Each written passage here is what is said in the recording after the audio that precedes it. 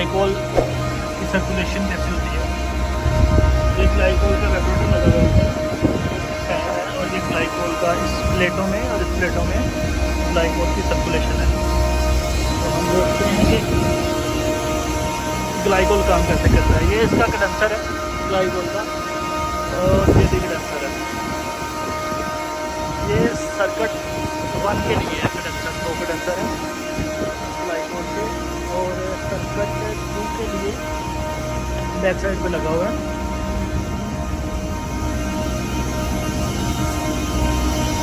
ये सर्किट 2 के लिए है। तो ग्लाइकोल के ये पाइप आ रहे हैं,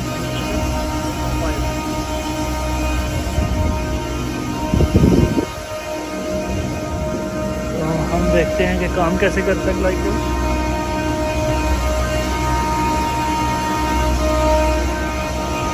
ग्लाइकोल का कैप है, जहाँ से हम चार्ज कर लेते हैं। जहाँ से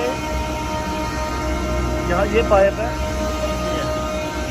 ये अंदर पैनल से होके आ रहा है ये वाला पाइप। यहाँ से ये सक्शन है जो सीधी मोटर की सक्शन साइड में जाती है पंप की। तो यहाँ से वो डिस्चार्ज करता है, डिस्चार्ज करके सीधा कंडेंसर में जाती है। कंडेंसर से घूम के दोबारा इसमें आती है, ये पाइप में आती है और ये पाइप से अंदर से घूम के उसका जो टेम्परेचर होता है उसको लेके ये इस साइड पे, ये यहाँ से अंदर पैनल से होके दोबारा घूम के जहाँ से वो सक करता है, जहाँ से वो सक कर लेता है और दोबारा इसमें आ जाती है।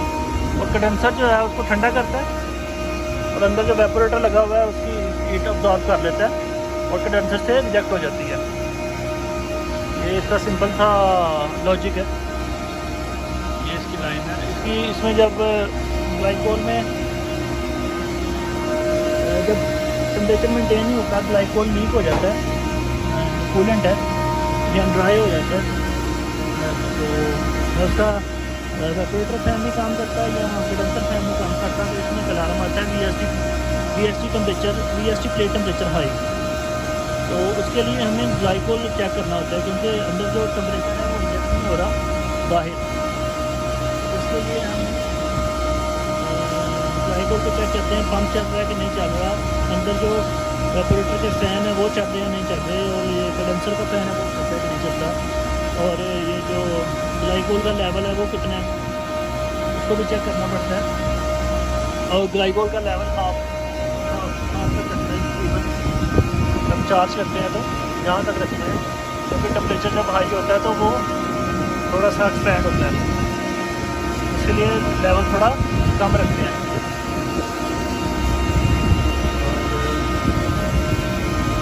ग्लाइकोल का यही लॉजिक है।